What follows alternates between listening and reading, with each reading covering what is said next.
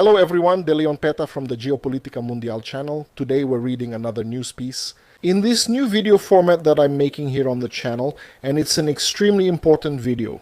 It's very important news that will directly affect Brazil and the whole world. I'll start by reading and then, as you've already noticed, I'll leave my comments at the end. It's an article here from Estadão. Later you can take a look there, so let's go. The perfect storm of demographic transition threatens Latin America. The combination of sharp declines in birth rates and accelerated population aging will hit the region in the coming decades. Is there any positive side to this? This is an important issue, demographic crisis, just so you know. When some channel or some so-called expert goes on a podcast, see whether they know what they're talking about.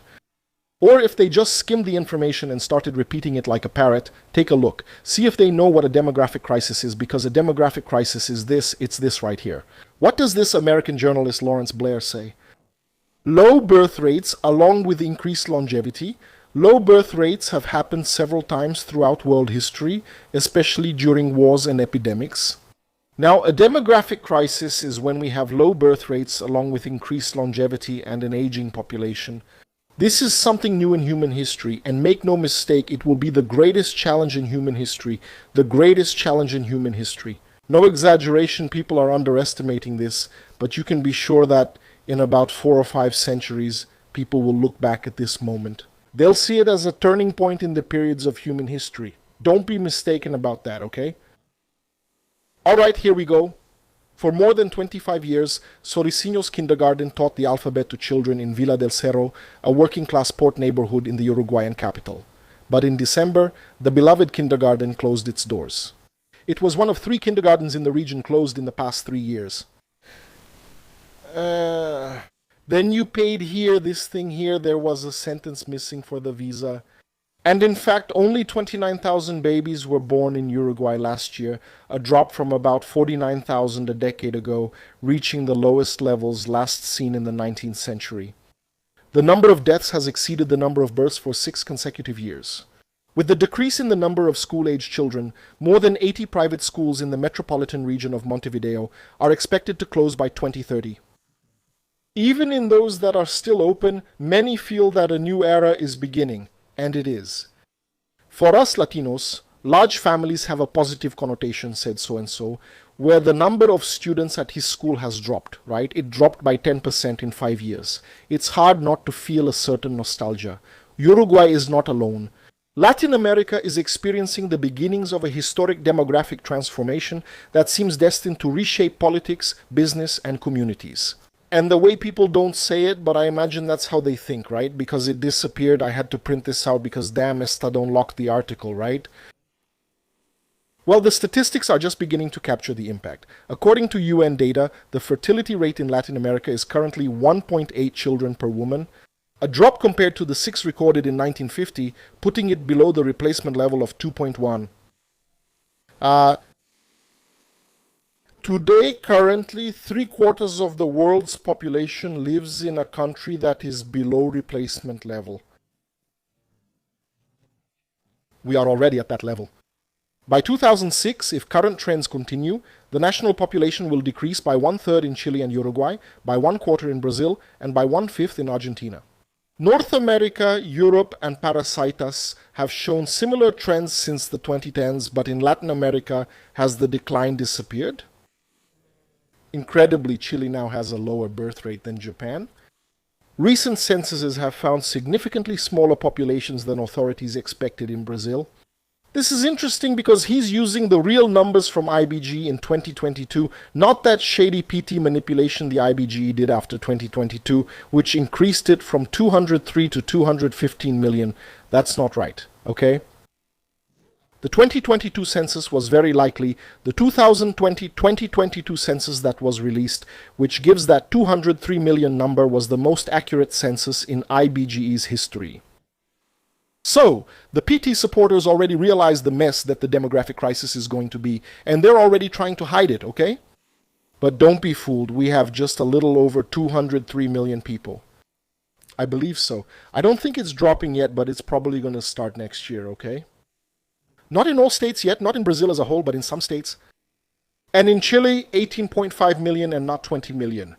The 2022 Paraguay census reached a number of only 6.1 million and not 7.5 million as they expected, 1/5 less than what was assumed. Basically, we will have to plan for a new Paraguay. I'll leave a link here in the comments later, a video, okay? A link to a video here on YouTube from a YouTuber named Sincero SC, who showed what Uruguay is like. Without that fanciful stuff that a lot of guys talk about doing. Putting your assets abroad, they keep selling the idea that Uruguay is wonderful. Just like Paraguay. Uruguay is worse than Paraguay, as unbelievable as it may seem, okay? He shows there what Uruguay is really like, okay? Without just showing that nice avenue they have in Uruguay, because honestly, the nice part of Uruguay is just one avenue, the rest is crap, okay? And that's already a sign of what much of Brazil will be like after 2028, 2029. With luck, after 2030, most likely the video he's showing there from Uruguay is how Rio Grande do Sul will be in 5 years. So, I'm sorry, if you live in Rio Grande do Sul, if you want to know what the future of your state will be like, take a look at his video, because that's pretty much how it's going to be, okay? So it's a really bad situation with the demographic crisis, and it's worth remembering that I was the first channel to talk about this openly here on YouTube, about it affecting Brazil, and that was in 2022. And at the time, other channels and Telegram and Twitter groups started mocking me and making fun of me, laughing and saying no. That this was a problem for Europeans and Japanese people, and that in Brazil, it would take a long time. Like it would only affect Brazil around 2040, 2050 or 2060. It wasn't our problem. And then, of course, when Geopolitica Mundial always comes with data, right? And speaking of data, I have this table here for you to take a look at later, right? I made it myself. You can check the data. You don't have to believe me. Take the numbers and check them yourself, right? That's easy to do, so you can confirm it, run your own check, right? And I made this table, right? It's available for everyone, right? On the channel's GitHub. Just type GitHub Geopolitica Mundial on Google and you'll find it, alright? Just like you'll find the maps I made as well, my own work, which are maps I made for the videos, right? You can go there and use them freely. The only condition I have is that you credit me as the source, since I put in the work to make that table, as well as the maps and other information there. That's the only condition I have, alright? Other than that, it's open to the public, for everyone. Alright? And well, when 2024 came, those same channels started saying no, because of the demographic crisis in Brazil, demographic crisis in Brazil, demographic crisis in Brazil, and nobody was mocking it anymore, because they saw that the situation was exactly what I had pointed out, right? That was in 2024. I was already reviewing the 2022 video saying it was worse than in 2022, and last year I made a video reviewing the one from 2024 saying it's even worse than in 2024. Because as the numbers keep coming in, the decline keeps accelerating and things just keep getting worse, right? Although we had a slight increase in the birth rate in 2024 or 2025, I can't remember exactly now, right? This table was made in 2024, so it only goes up to 2023, okay? But anyway, even now, with everyone talking about a demographic crisis, they still keep saying that the demographic crisis is just low birth rates. In other words, they haven't understood. That's a way to tell who really knows what they're talking about versus those repeating what they've heard. Many people even use information from Geopolitica Mundial without admitting it. But anyway, so the demographic crisis is going to be really tough. Really tough for Latin America. Why? Because unlike Europeans and Asians, we haven't invested in infrastructure for the past 70 years. We didn't build enough infrastructure, we didn't invest enough in industrialization, we didn't develop our industry or our technology, okay? This is a mess. You can complain all you want, but this is a mess. The politicians, you can be sure, don't even know what we're talking about here. When you talk to generic politicians from the federal parliament, the state level, or the Senate, they don't even know what this is about. Their discussions are pointless. This right here is going to be the biggest crisis that can and will most likely bankrupt many countries. That's what this is. Maybe one or another politician will say something, and we know which political group I'm talking about, the ones who take information from the channel and then plot behind the channel's back and try to sabotage it. But anyway, they won't admit they get it from the channel. Anyway, the politicians aren't commenting on this. This is going to have a big impact. And besides the fact that we don't have the infrastructure to deal with this excessively aging population, the infrastructure we already have, which is already precarious, will become even more precarious. Because it will suffer both from the lack of labor to maintain what we have, and also from the lack of labor to generate wealth so the state can carry out repairs and maintenance on this infrastructure. So there will be a lack of labor on one hand to work directly, and there will also be a lack of labor indirectly to generate wealth for the state to finance. It's a catastrophic situation for Latin America. And again, no one prepared for it, and they're not even discussing it. While Europeans, Japanese, and South Koreans are already discussing measures, here in Brazil, they're not. Here in Brazil, what they do is create all kinds of laws to increase labor costs, to interfere even more in the relationships between men and women, to the point that the new generation of boys is afraid to get involved with women, and the new generation of younger girls is angry at men. There's no way to solve the birth rate crisis like this. It seems very obvious to me that this would be a deliberate plan to cause exactly that. It's the only explanation. The problem is, with a declining population, who's going to pay taxes for those scoundrel politicians? The same ones who are passing these laws. I don't think they think things through. And most likely they really don't think things through. Because if they did, they'd probably have a fairer career in the private sector instead of leeching off the system with a political position. But anyway. One important thing about the demographic crisis that many people don't understand, there isn't a single reason for the demographic crisis. Just like the reasons for country A aren't the same as for country B. Each country is reaching the demographic crisis in different ways. They all follow different paths and are ending up in the same place, which is the demographic crisis. This is important because, on one hand, whenever I talk about the demographic crisis, there's always a know-it-all who shows up, because then comes the smart guy who has an easy solution for all the world's problems. We have to lower the cost of living. Wow, genius, congratulations. No one thought of that before. The thing is, if the problem was only the cost of living, that would already be a problem in itself to solve, because lowering the cost of living isn't easy. It's hard. But even the classes that have more money, the upper middle class and the rich, who can handle this increase in the cost of living, are also not having children.